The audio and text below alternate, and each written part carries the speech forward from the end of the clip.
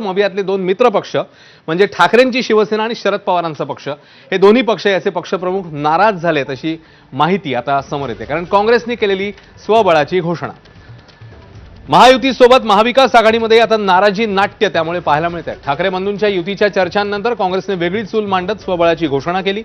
त्यामुळे ठाकरेंची शिवसेना आणि शरद पवारांची राष्ट्रवादी नाराज आहे अशी विश्वसनीय सूत्रांनी एबीपी माझाला माहिती दिली आहे। काँग्रेसच्या स्वबळाच्या घोषणेनंतर उद्धव ठाकरे आणि शरद पवार यांच्यामध्ये फोनवरून चर्चा झाल्याची माहिती आहे। तर काँग्रेसने घोषणा करण्यापूर्वी उद्धव ठाकरे यांनी काँग्रेस प्रभारी रमेश चेनिथला यांच्यासोबत फोनवरून चर्चा केलेली होती। त्याचवेळी चेनिथला यांनी मुंबईत येऊन चर्चा करू असं कळवलं होतं। मात्र मुंबईत आल्यावर चेनिथला यांनी उद्धव ठाकरेंची चर्चा न करता थेट स्वबळाची घोषणा केली। याचमुळे ठाकरेंची शिवसेना आणि शरद पवारांची राष्ट्रवादी नाराज आहे। दुसरीकडे शरद पवारांच्या भेटीसाठी मुंबईतले काँग्रेस नेते आठवड्याभरापासून वेटिंगवर आहेत। विशेष म्हणजे सत्याचा मोर्चामध्ये एकत्र आल्यावर काँग्रेसने काल स्वतंत्रपणे निवडणूक आयुक्तांची भेट घेतली आणि मतदार याद्यांची तक्रार केली। तर यापूर्वी मनसे आणि ठाकरेंच्या शिवसेनेने त्यांची भेट घेत तक्रार केली। त्यामुळे मुंबईत आगामी निवडणुकीत काँग्रेस आउट आणि मनसे इन होणार का पाहणं महत्त्वाचं आहे।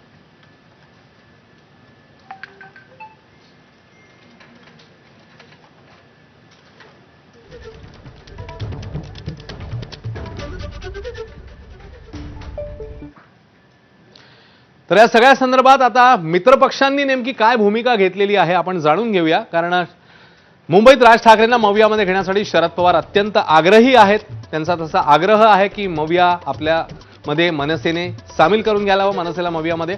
तर इकडे मुंबई काँग्रेसने उद्धव ठाकरेंच्या परस्पर स्वबळाची घोषणा केल्यानं पवार नाराज आहेत। शरद पवार राज ठाकरेंना सोबत घेण्यावर खरगेंशी बोलण्याची शक्यता आहे। कारण दिल्लीतून ही मग सूत्र हलू शकतात अशी माहिती समोर येते। मुंबईत महायुती विरुद्ध मवियाच्या झेंड्याखालीच लढावं अशी पवारांची भूमिका आहे।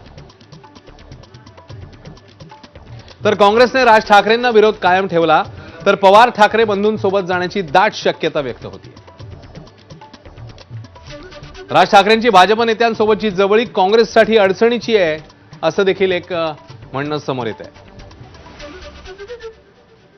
तर मवियामधून लढल्यास जागा वाटपात कमी जागा मिळतील अशी भीती काँग्रेसला आहे। राज ठाकरेंसोबत गेल्यास पारंपरिक मतदार आणखी दुरावण्याचीही काँग्रेसला भीती आहे, तशी शक्यता त्यांना वाटते। काँग्रेसला मुंबईत मनसे आणि शिवसेनेची मतं मिळण्याची शक्यता धूसर वाटते। आणि एकीकडे या सगळ्या घडामोडी घडत असतानाच दुसरीकडे मनसे आणि मविया यांच्या संदर्भातले चर्चा ज्या सुरू असतानाच काँग्रेस नेत्यांचं दुसरीकडे काय म्हणणं आहे तेही बघूया। नाराजीचा विषय त्यामध्ये कुठे असण्याचं कारण नाही। स्वतंत्र पक्ष आहेत आणि स्वतंत्र पक्षांना आपापली भूमिका ठरवण्याचा पूर्ण अधिकार आहे। आणि स्थानिक पातळीवर निवडणुकांच्या संदर्भात धोरण ठरवण्याची एक सर्वसाधारण महाराष्ट्रातली जी भूमिका आहे त्या अनुषंगाने मुंबई प्रदेश जी आहे हे आपला महानगरपालिकाच्या निवडणुकीचं धोरण ठरवेल। मला नाही वाटत की कोणाचा एकत्र अलायन्स होणार आहे, ते दिसूच येत आहे। तुम्ही बघा ना सेना आणि बीजेपीचा काय चाललंय।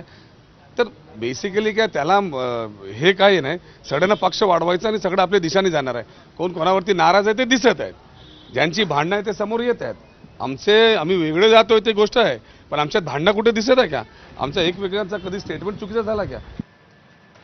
आणि आता बातमी आहे कोकणामधल्या राजकीय शिमग्या संदर्भातली। कारण एकीकडे नगरपरिषद नगरपंचायत निवडणुकीचं वातावरण असतानाच कोकणामध्ये शिंदेंची शिवसेना आणि भाजप यांच्यामध्ये वाद रंगलेला पाहायला मिळतोय। आणि त्या वादामध्ये आता भावाने भावाला साथ दिली आहे अशी सध्याची स्थिती। आणि अर्थातच या वादाच्या केंद्रस्थानी एक नाव आहे, ते म्हणजे भाजपचे नितेश राणे आणि त्यासोबतच शिवसेनेचे निलेश राणे।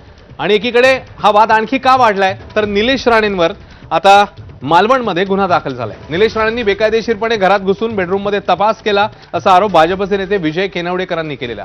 या प्रकरणी त्यांनी पोलिसात तक्रार केली आणि त्यांच्या तक्रारीनंतर गुन्हा दाखल झालाय।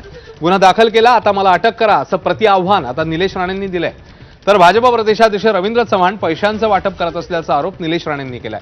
त्यामुळे डोंबिवलीपासून सुरू झालेल्या शिवसेना विरुद्ध रवींद्र चव्हाण हा वाद आता थेट कोकणात पोहोचलाय। आणि आता निवडणुकीच्या तोंडावर पेटलेला भाजप विरुद्ध शिवसेना वाद आणखी पुढे कुठे कोणत्या टोकाला जातोय हे येणाऱ्या काळातच स्पष्ट होऊ शकेल।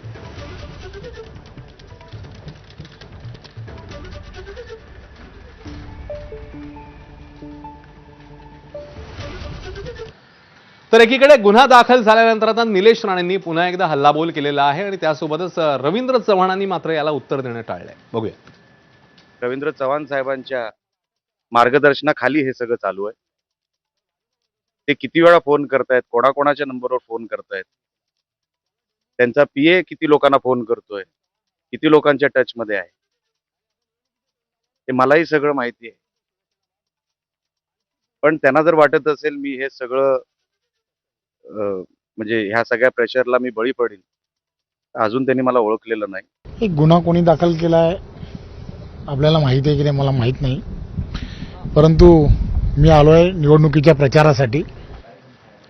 दरम्यान मंत्री नितेश राणे हे आपला भाऊ निलेश राणे यांच्यासाठी आता एक प्रकारे बचावा करताच त्यांच्या पाठिंब्यासाठी मैदानात उतरले आहेत. कारण नितेश राणे असं म्हणतायत की निलेश राणेंना एकटं पाडलं जात आहे. बघूया.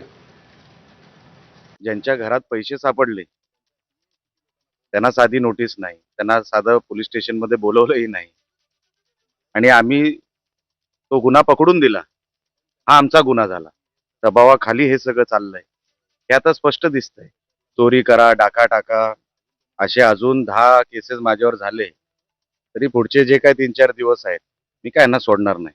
मला विनंती करायची आहे पोलीस डिपार्टमेंटला, नोटीस आपण दिलेली आहे, FIR आपण केलेला आहे, आता मला अटकही केलं पाहिजे. आपण आदरणीय निलेशजींचा पण बळीचा बकरा केला जातोय, त्यांना एकटं पाडलं जात आहे. का दुसरा शिवसेनेचा नेता बोलत नाहीये? का बोलत नाहीये? उदयजी येऊन का रवी चव्हाण साहेबांवर टीका करत नाहीये? त्यांनाच का पुढे बोला? अजून निलेशजींच्या समर्थनात एक पण शिवसेनेचा नेता का उतरत नाहीये?